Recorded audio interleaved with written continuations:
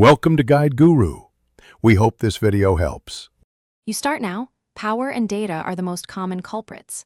First, swap the power cable and test a different SATA or powered USB port. If the drive is silent, note any clicks. Next, connect the drive to another PC or a soldered USB adapter to isolate the system. Then reboot into BIOS or Device Manager to see if the disk enumerates.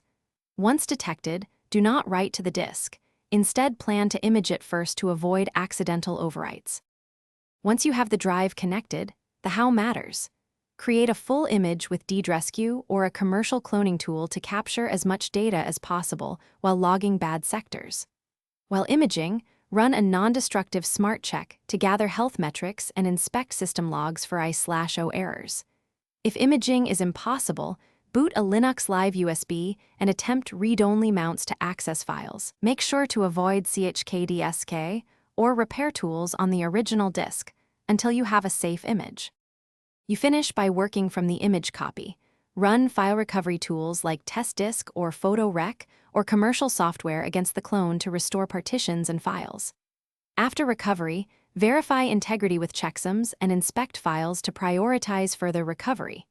If hardware faults persist, repeated clicks, no spin, or strange PCB smells, do not continue DIY disassembly.